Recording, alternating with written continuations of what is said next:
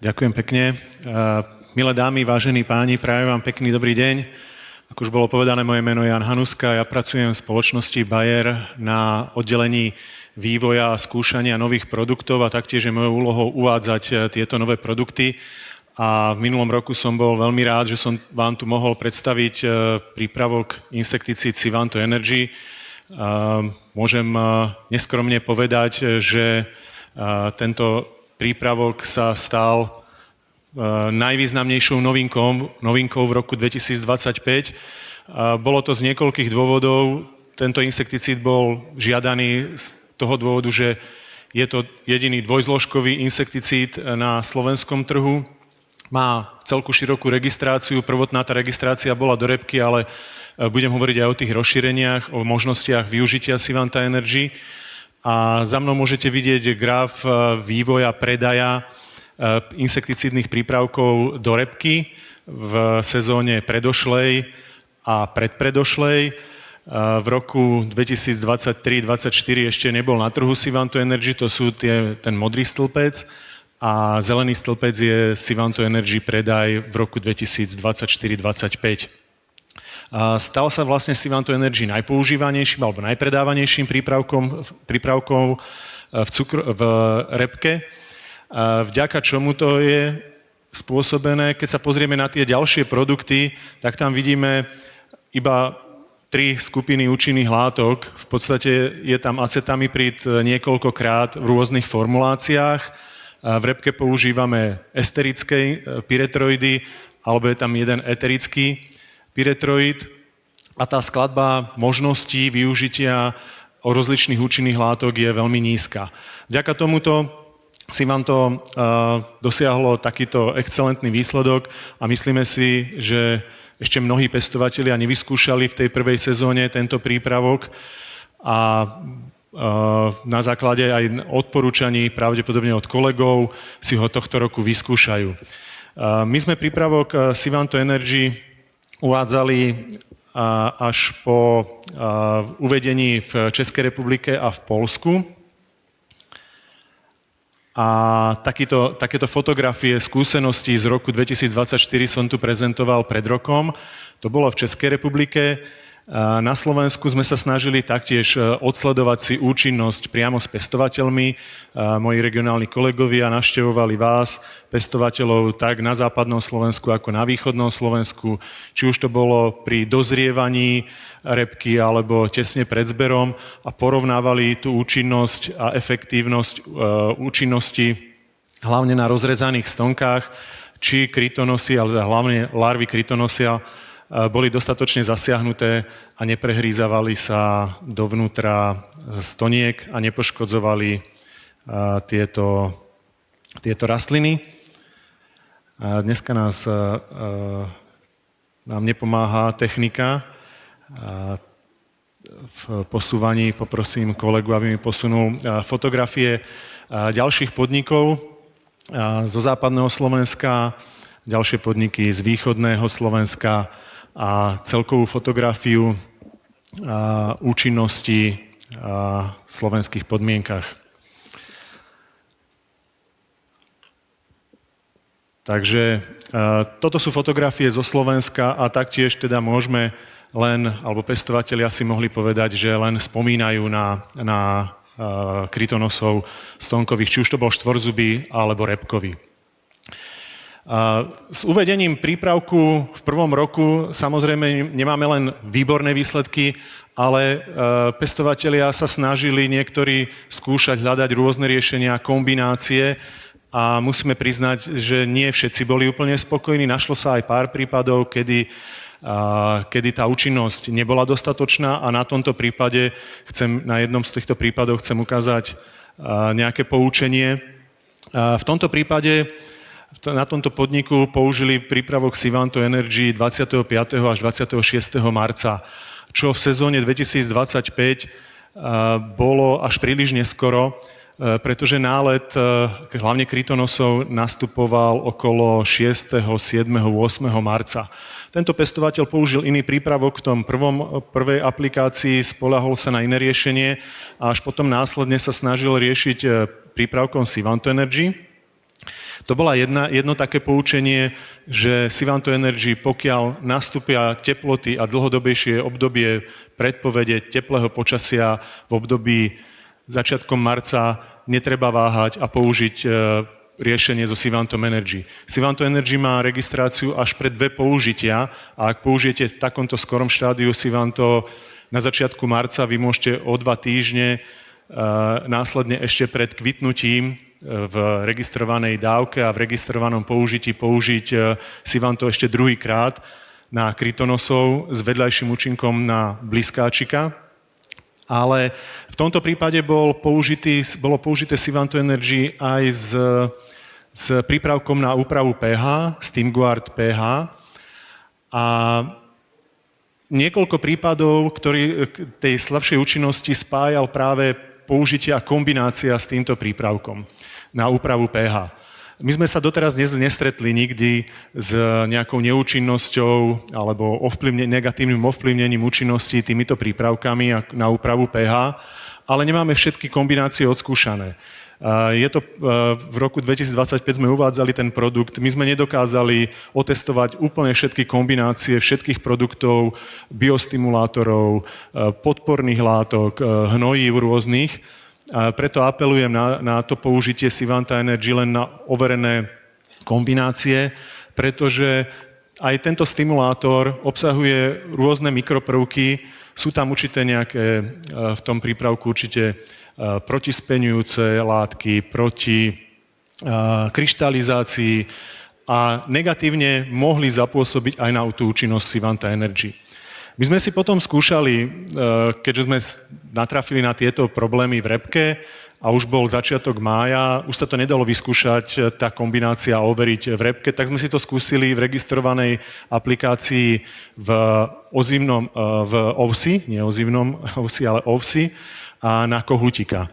A tá aplikácia s tým SteamGuardom pH v kombinácii zníženej dávky 0,1 a 0,3 sme porovnávali účinnosť 3 dní po aplikácii a 7 dní po aplikácii. Tie 3 dní po aplikácii, tá účinnosť Sivanta Energy samotného dosahovala 71% a v tých kombináciách so SteamGuardom dosahovala 67 alebo 65%. Tam ten rozdiel až taký výrazný nebol, pretože domnievame sa, že tam vlastne účinkoval ten deltametrín, tá účinná látka, ktorá je kontaktná. Ale 7 dní po aplikácii už bol výrazne znížený účinok v tej kombinácie s tým SteamGuardom až na úrovni len nejakých 50%.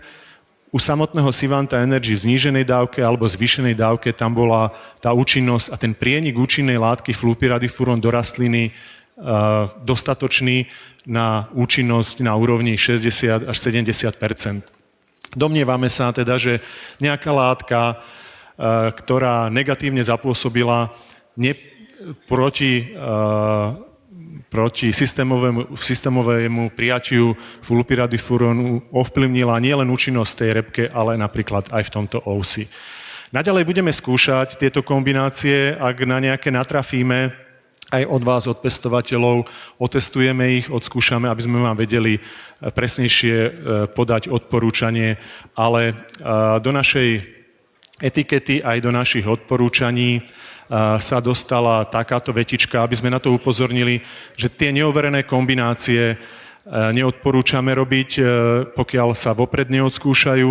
A taktiež kombinácia s DAMom 390, na to chcem upozorniť na týchto dvoch fotografiách. Vľavo je aplikácia Sivanta samotného, vpravo je v kombinácii s DAMom. Môžu sa vyskytnúť takéto popálenia koncov listov, ktoré, ako sme zvyknutí aj možno pri niektorých iných aplikáciách, po nejakých 10-14 dňoch odznejú, ale je potrebné vedieť o tom, že takýto prípad vizuálny môže nastať. Takže registrácia Sivanta Energy. Ešte počas roku 2025 sa nám podarilo rozšíriť tú registráciu aj do kukurice, do obilnín, ako som ju uvádzal v minulom roku. A pre použitie v repke je možné použiť dvakrát tú aplikáciu. No a v druhom roku od uvedenia vám prinášame k Sivantu Energy cenový výhodnejší balíček spolu s prípravkom Tilmor. Tilmor veľmi dobre poznáte, prípravok je niekoľko rokov predávaný a používaný. Je to kombinácia dvoch azolových fungicídov, ktoré majú veľmi dobrú účinnosť voči chorobám v skorom jarnom období.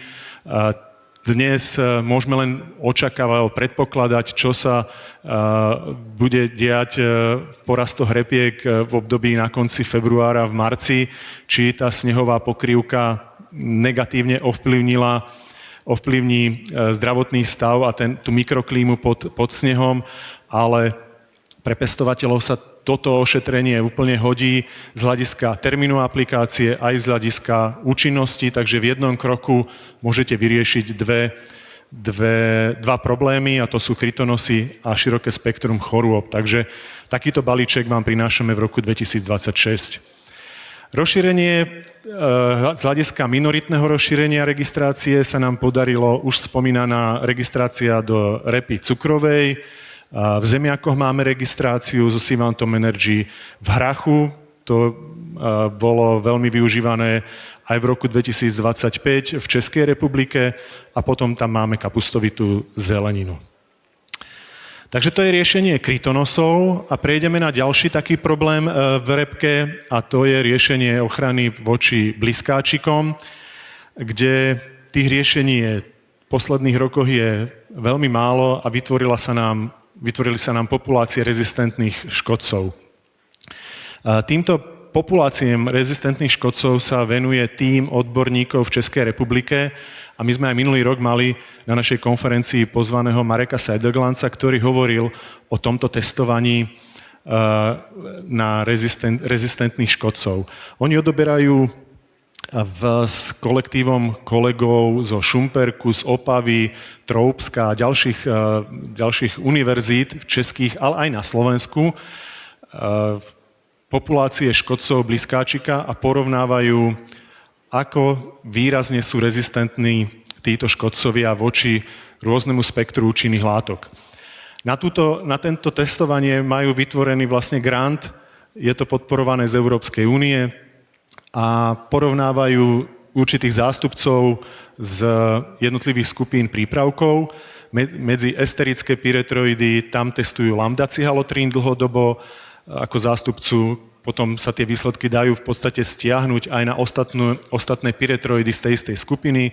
Testujú eterický pyretroid, testujú acetamiprid a porovnávajú aj v jednotlivých rokoch, aj v tom aktuálnom ročníku, aká je mortalita týchto škodcov. A tá mortalita je veľmi, veľmi nízka pri použití lambda-cihalotrínu ako esterického pyretroidu. Vlastne kategórii týchto škodcovia patria medzi vysoko až rezistentný a vysokorezistentný.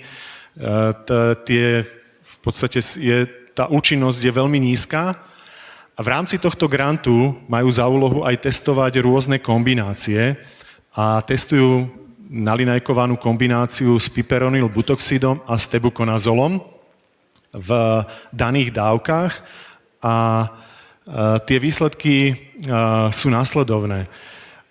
Modrou sú označené vlastne účinnosť pyretroidnej látky lambda-cihalotrín na celú plejadu populácií z celej Českej republike. Tu sú rozpísané tie lokality.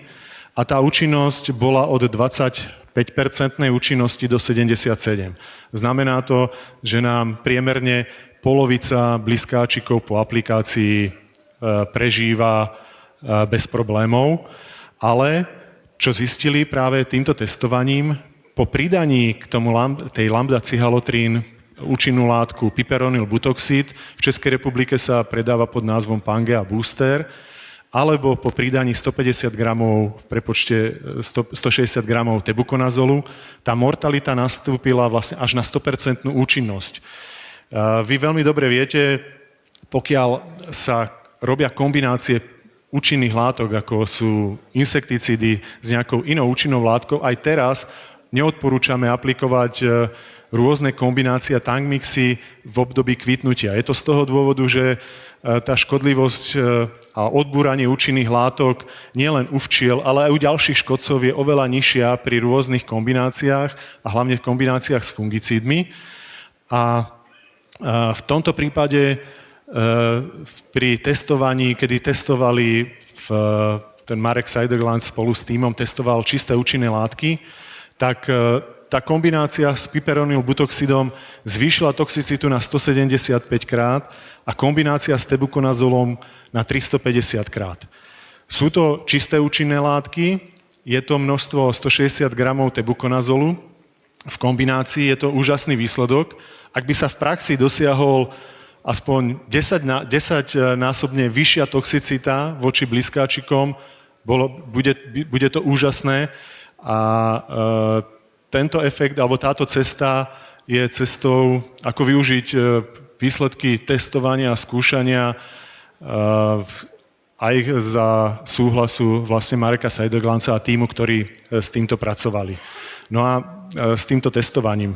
No a my sme rozmýšľali nad tým, ako využiť tieto poznatky alebo tieto výsledky a rozmýšľali sme nad tým, urobiť balíček priamo s prípravkom Horizon, čo je čistý tebukonazol, alebo niečo pridať, iné riešenie. Ak sa pozrieme ale na účinnosť účinných látok, hlavne na choroby, ktoré sa objavujú alebo ktoré sú významné v období kvitnutia, tak tebukonazol má veľmi dobrý rastovregulačný účinok, ale proti hlavne bielej hnilobe, ktorá je choroba najvýznamnejšia, čiastočne v určitých ročníkoch aj pleseň sivá, je výraznejšie účinný protiokonazol a ak by sme mali aplikovať nejaký fungicid tesne pred kvetom, tak využíme prípravok, ktorý nám už prinesie určitú ochranu proti týmto významným chorobám a preto my sme pre rok 2026 pripravili balíček Decis Forte s Tilmorom v tejto kombinácii,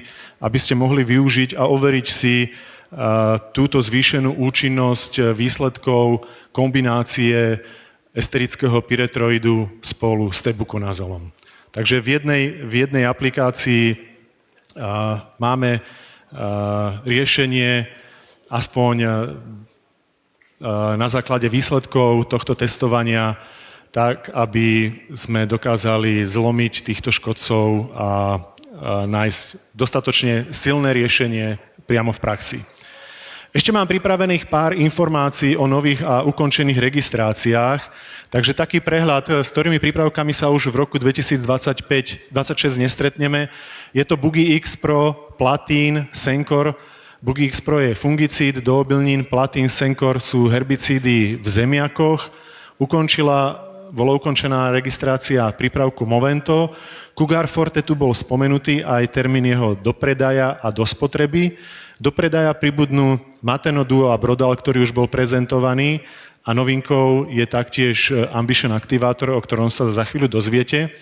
Ale z toho praktického hľadiska tú dieru po tých prípravkoch je potrebné nejako zaplniť. A my sme sa snažili aj s rozšírenou registráciou nájsť riešenia, ako by ste mohli nájsť riešenie po výpadku tých účinných látok a prípravkov, čiže ako tu hovoril Vojto Kríza, Mateno Duo s Brodalom v kombinácii ako riešenie pre jesennú ochranu v obilninách. Bugy X Pro, tu máme dostatok ďalších riešení, ako vyriešiť fungicídnu ochranu v obilninách, čiže prípravkom Cajunis, Delaro, Hatan alebo Haton Forte. Dieru v zemiakoch môžeme zaplátať prípravkom Bandur. Tam okrem toho metribuzínu z tých používaných látok vypadli aj ďalšie klony a Bandur je z tých najpoužívanejších iných prípravkov neobsahujúcich metribuzín v zemiakoch. Takže tu sa poskytuje riešenie Bandur. Bohužiaľ pre soju nedokážeme poskytnúť riešenie, ako nahradiť z nášho portfólia Platín alebo Sencor Liquid. Movento bol úžasný prípravok insekticíd, hlavne využívaný v špeciálnych plodinách, ale mal registráciu aj do rôzneho ďalšieho sortimentu, či už zelenín. Tu sa naskytuje riešenie vo forme prípravku Sivanto Prime. Sivanto Prime je prípravok obsahujúci samotnú účinnú látku flupyradifurón, takže v ovoci, v zelenine, menšinové použitie, v kapustovej tej zelenine buď použiť Sivanto Prime alebo Sivanto Energy s registráciou do zeleniny a do niektorých plodín, ako je hrach. Alebo je tu riešenie prípravok Filiper, je to biologický prípravok, ekologický prípravok a tu by som spomenul hlavne cikádu viničovú, kedy vlastne je toto riešenie s fliperom aj na viničoch, kde sa vyskytuje dravý roztoč, ktorému vlastne fliper neuškodí tak, ako by uškodilo riešenie vo forme Sivanta Energy alebo Sivanta Prime. No a čím sa chceme ešte pochváliť, je rozšírená registrácia prípravku Decis Forte. Teraz už obsahuje obrovské množstvo polných plodín, aj špeciálnych plodín, takže tu kolegovia z registračného oddelenia urobili kus práce, aby Decis Forte sa stal významným prípravkom pre použitie a prakticky v mnohých plodinách. Takže to je, čo sa týka našich riešení aj z tých po výpadku účinných látok alebo prípravkov. Je dôležité, že máme riešenia ďalšie a prajem vám veľa šťastia a úspechu pri používaní s prípravkami spoločnosti Bayer. Ďakujem vám veľmi pekne, teším sa na stretnutie s vami.